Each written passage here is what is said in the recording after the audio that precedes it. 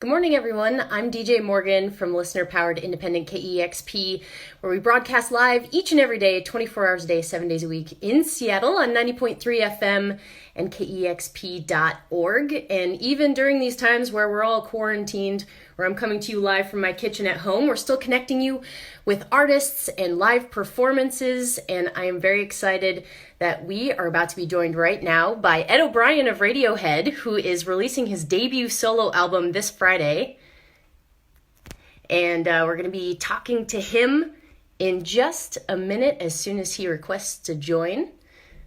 And make sure to tune in to the afternoon show as well tomorrow, where we will be broadcasting a interview and a DJ set as well. Let's see if he's ready to join.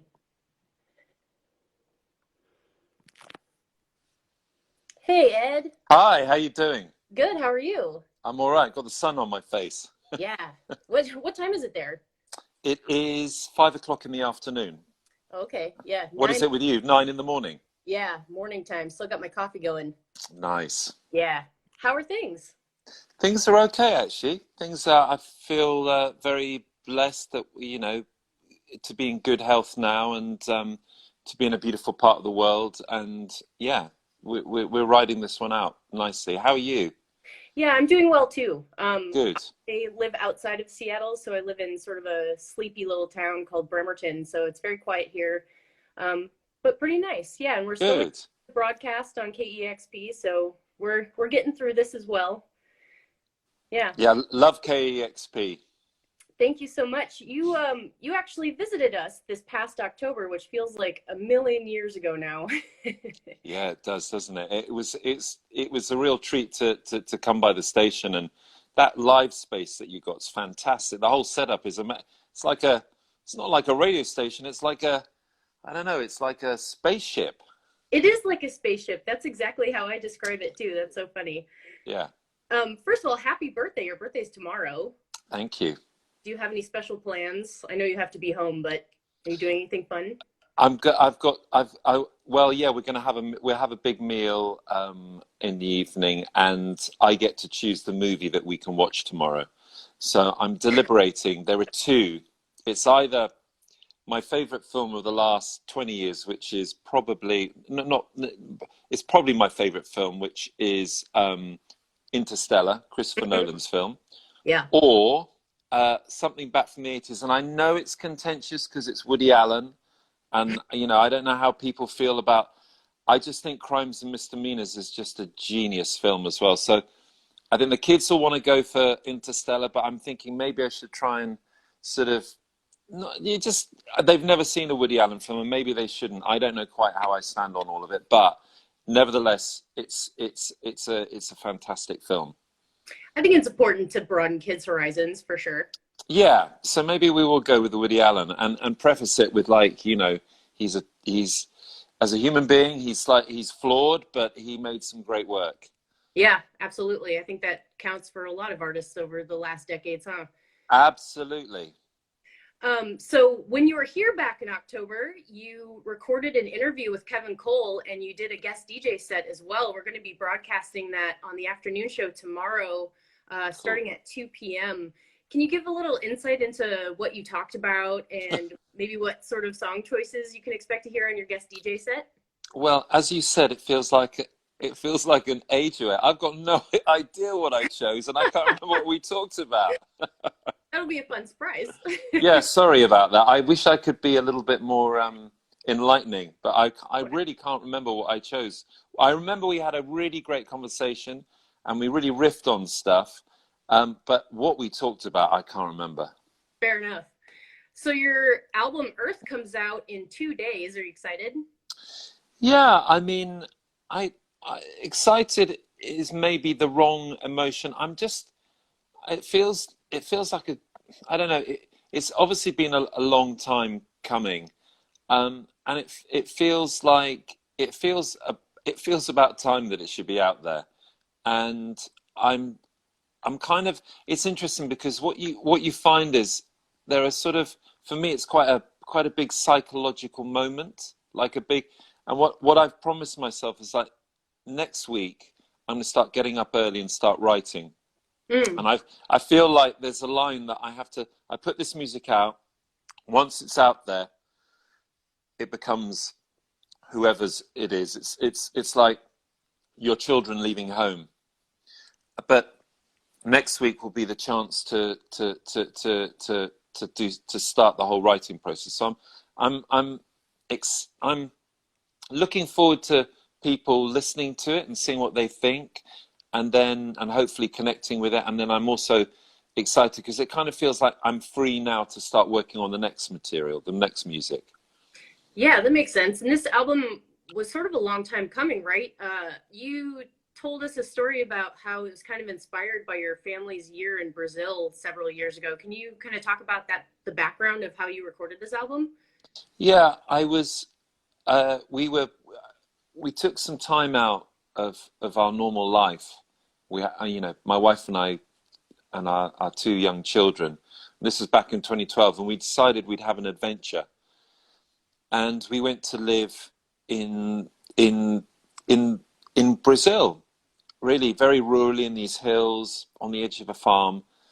And life was very simple and got down for me to its core constituent parts, which is family, music, and food, and in no particular order. And being there and being in Brazil, that's where the inspiration started. And it was really good to be in a culture that is a very warm and loving and emotional place. And I felt very comfortable and very loved, and then having experiences like going to Carnival, which is steeped in Brazilian music and culture, the samba of Carnival, and being a part, not even witnessing, because you're a part of it when you watch, you're a participant, like a great gig.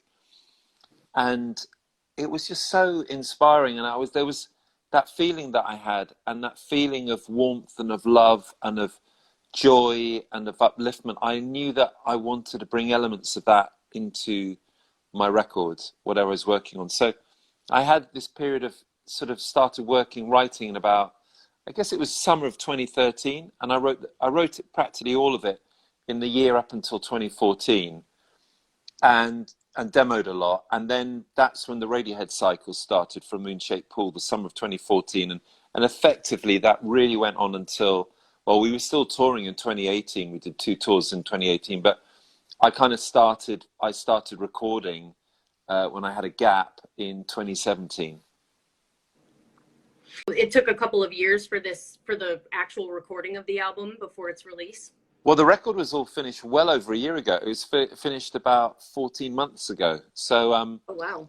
So what happened was I didn't have a record company, so I wanted to get the record, get it finished, and then go around and see, because I know, when you bring out a record, and Radiohead have benefited from this, your team is vital. You can make a great record, or you think a great record, but if you haven't got the right team or the people behind it, then a lot of people will never get to hear it. And we've always been very lucky. Part of the unspoken history of Radiohead, and what people don't realize is we've, in the early days we had Parlophone, EMI, and Capitol, and we were very lucky. We worked with great people, and and I've seen friends and bands really suffer if they didn't get their team right. So for me, it was important: finish the record, see what I got, and then do the rounds and see which people respond to it best. And that's what I did. And then once you get signed, that takes a bit of time.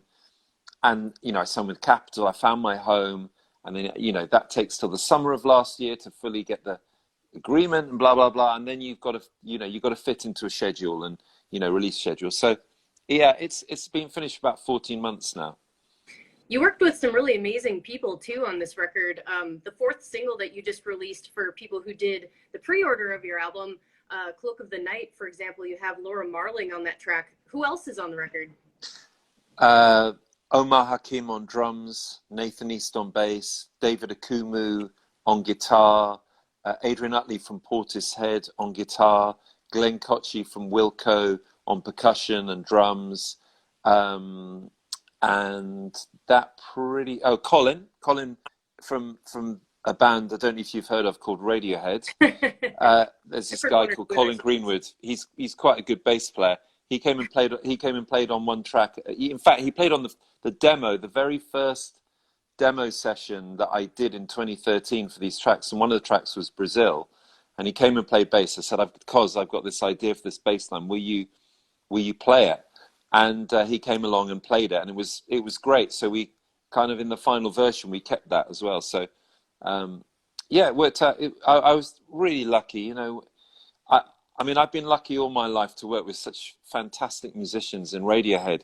And I know that when you work with great people, it raises your game and how they elevate your work. And great musicians are great human beings. That's what I found as well. The real greats, I mean, there's an emotional side that they bring and an intent so yeah, I've been very, very blessed, very lucky. Yeah, and since the announcement of the album, you released the song Brazil first. You were able to do a couple of live shows. How did those first couple live shows go before, of course, the quarantine started? The first couple were a bit like out of body experiences. I knew I was there, but I didn't feel I was really there. And we kind of found our mojo. And of course, it's a band trying to find its feet. We did a lot of rehearsing, but I really felt our fifth show. We only did 5 shows, but our fifth show was in London at the Roundhouse for one of the BBC stations called Six Music, and it was that last show, and the crowd reacted to Brazil when the bass dropped, and I was just like, okay, this is good. We're going somewhere. Yeah. We're not going anywhere at the moment. Do you think you'll do any live shows from your home? Um, yeah, I'd like to do a live. I'm not sure whether, I mean, I'm not sure whether a live show with me and acoustic guitar is what the world needs right now. But I'd definitely like to find ways of bringing music into people's homes in a way that was, I'd like to try and work out some using a technology. I mean, you're up in Seattle, so if anybody up there knows about high res streaming, trying to get a band that are all playing together but in different parts, if there's, yeah, I'm definitely love to do something that would be really good, that, like, where the audio is really good, and there could be a really different and positive kind of online experience. So yeah. We'll let you know if our team figures out some really good method of getting multiple people to be able to play together and sound good. Please do. Yeah. Who's your live band? Are they the same players from the recording? No, they're I've got a great drummer, amazing drummer from New Orleans called Alvin Ford Jr. and he's the only American. We've got Dishan Abrahams on bass, Hinako Amuri on keyboards, and Ross Chapman on guitar, and they're all phenomenal musicians. And it's such a joy playing with such great musicians, because when you get a band together, you got to work hard, and it's sort of hours of sort of bedding in, and I feel like there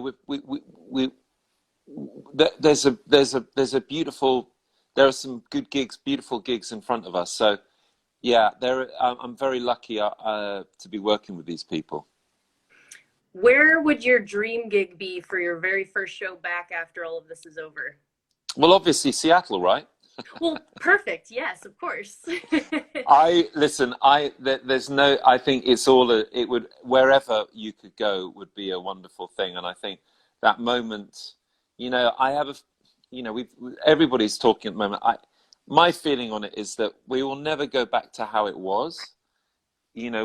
Things will be really changed by this, but that moment, those first moments when we can all commune together through music, will be incredibly powerful. So wherever we're able to do it.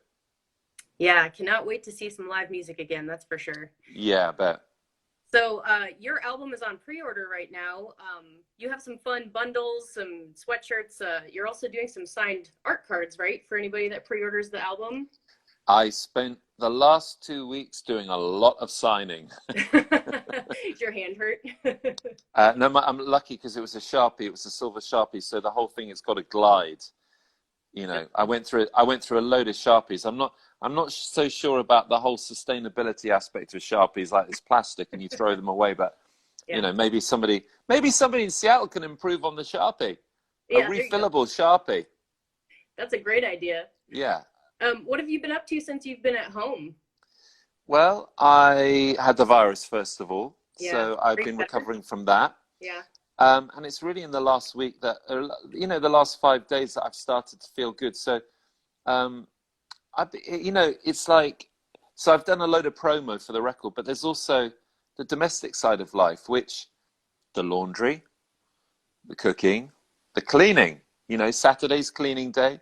We all get, I taught the kids 2 weeks ago how to clean a toilet, you know, toilet bowl, all that stuff, all that, because, someone like, usually we've got an amazing cleaner who comes to clean, but she's not able to come. So we do it ourselves. And it's, you know what? I actually think this is my wife and I talked about this a lot before, when we went down to lockdown. We said, we want our kids, they've been so privileged.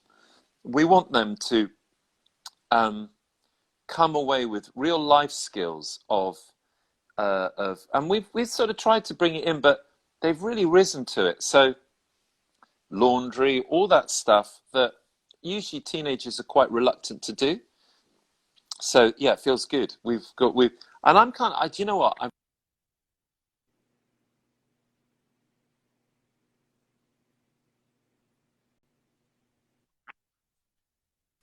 We've needed to water the plants. So I've been doing a lot of watering, and I listened to Laura Marling's album that came out on Friday, Hmm. song for our daughter, and I listened to that twice as I was watering the flower beds and the shrubs, and I was just like, this is all right. And the music's obviously amazing. So very domestic. How Good. about yourself?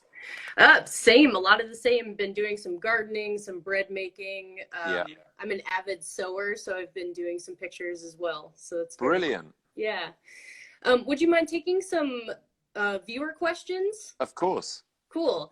So I'm DJ Morgan from KEXP. We're joined right now by Ed O'Brien. His new album Earth comes out on Friday. You can tune into the afternoon show tomorrow at kexp.org or 90.3 if you're in Seattle.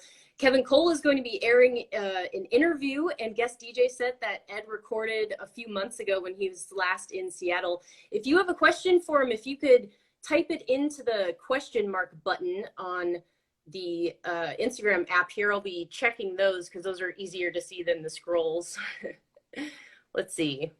What have we got there? Oh, thank you, Insomnia. A lot of people are Radio. asking about your health, which is very Oh, nice. I'm all good, thank you. Yeah. Ooh, here's a cool one. What's your favorite George Ben song? Georgie Ben. Yeah. I actually played it on. I played it with Kevin, I think. I think Umbabara Uma or oh gosh, that's really good. Yeah, let's say Umbabara Uma, that off Africa, Brazil. That's a great album. Yeah. What were your musical inspirations for this record? Well, Georgie Ben was one of them. Yeah. Underworld, Bill Withers. Who else? Um, um, and actually Led Zeppelin, the acoustic moments of Led Zeppelin. They were very, very. It was interesting because where I did a lot of writing, when we spent a lot of time in Wales here, Robert Plant has a house on the other side of the mountain, and you can feel like, and him and Jimmy Page did a lot of writing out here, and you can feel in Robert's lyrics and a lot of that folky stuff how it comes from this place. So yeah, Led Zeppelin sort of acoustic moments. I can totally hear that on the songs I've heard so far. Cool. What is your favorite band of 2019? My favorite band of 2019. Or album? Or album. Okay, well, I have to say my favorite album is probably, no, not probably, is definitely the Michael Kiwanuka album, Oh 2019. yeah, I so good. love that record. It's good, right? It's so good. Hmm. And I definitely overplayed. My kids don't want to hear it anymore because they think I've overplayed it. They're like, you are the problem. You're not the Yeah, problem. yeah, exactly. Yeah. Ba-boom. Uh, will Black you MIDI be as well. That's the other one. Black MIDI. what's that? Oh Someone yeah. just said, and they remind me because I was trying to think of the name. And Black MIDI, I think, are fantastic. Such a great force. They got that young person, those young people, that energy, that brutality, and just that sheer bloody mindedness and musicality. Incredible musicians. Yeah, they're great. Will you be doing any songwriting at home? Yes, next week. Nice. Next week it starts. For some more solo work? Yes. Awesome. Let's see. What is your favorite song to play on the guitar?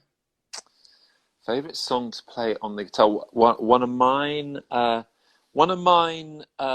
would probably be. I don't know. I love playing Olympic.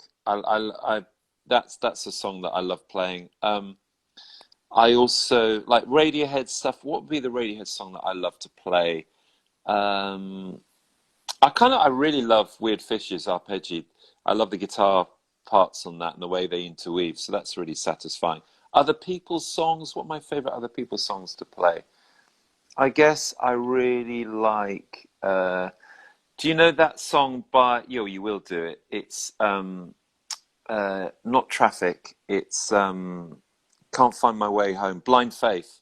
Mm, I yeah. love that song. I love playing that song. There's something really satisfying about the finger picking style, and I ripped off that finger picking style for Cloak of the Night.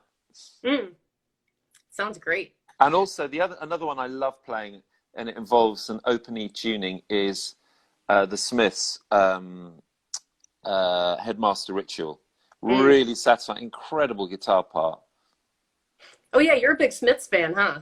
Yeah, I'm a big, Johnny Marr and Johnny Marr as a guitarist and as a human being is huge influence. But yeah, I was around when the Smiths were around. I Did you was ever in the, see them live? yeah, I did. I saw them on the last tour, on the Queen is Dead tour at Nice. Brixton Academy. It was violent, rough. Morrissey came out, and it was like I thought Morrissey would be this kind of effect, kind of slightly, camp. He was like Elvis. And I Wow. think Johnny wore shades, and so when they had another extra guitarist, Craig Gannon, they opened up with the Queen is Dead, and it was just, it was it was it was so powerful. Is that your favorite show that you've ever seen? No, my favorite show would be, I've got three favorite shows: Sonic Youth and Pavement, Brixton Academy '92, when Pavement opened up for Sonic Youth, and Pavement were extraordinary. And actually, I met Kim Gordon for the first time about 5 weeks ago, and I said, "Oh my God, I got to just tell you, you're responsible for one of my all-time favorite gigs." Pavement were unbelievable. They were on the first album, Slanted and Enchanted, and then Sonic Youth came on and tore it up. So there's that one. There's the Happy Mondays in 1990 in Manchester, GMEX, the day before they released Step On, and it was like this big moment in the music scene. And then back in 1985, I actually saw U2 on the Unforgettable Fire tour, and that was unbelievable. They were such a powerful force then. I mean, incredible. And so that was a very special gig. Awesome. Another listener question: how does your songwriting process differ from writing with Radiohead? Um, well, I don't know, because I think what it's very different, because obviously I don't bring mine to the band, but Tom, I'm not sure.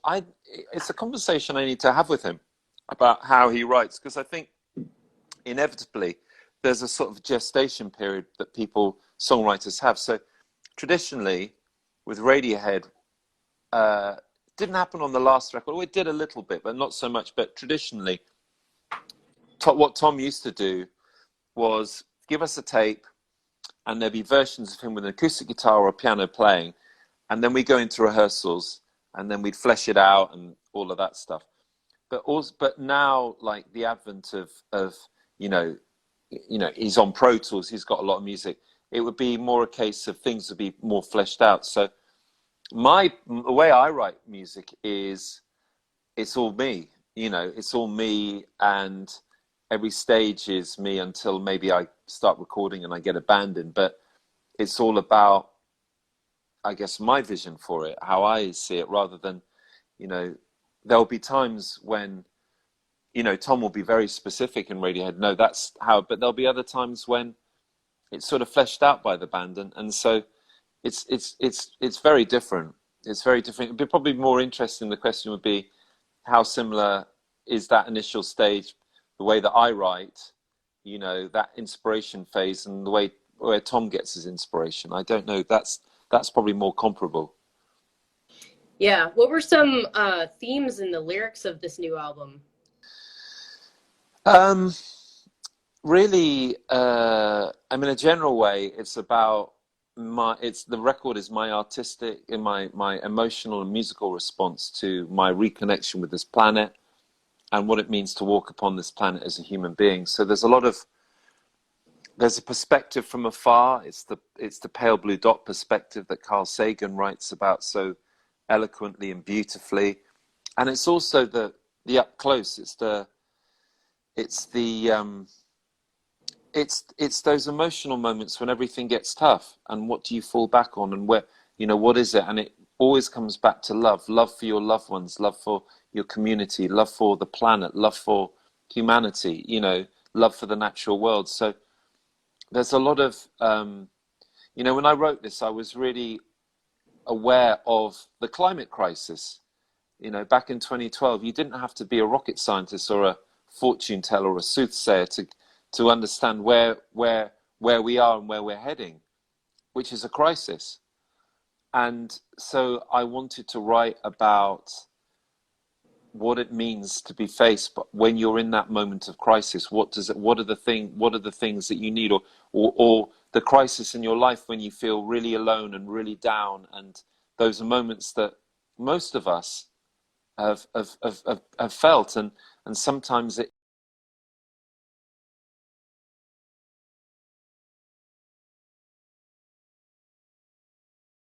your community, from people around you, your loved ones, looking at having a moment when you realize how beautiful this planet that we live upon is. So it comes from, yeah, I hope that maybe that helps. I don't know.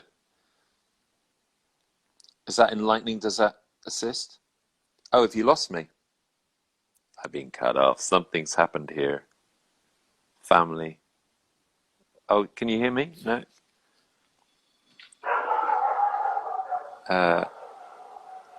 Is that someone saying... how's that? Is that any better? I've lost your sound.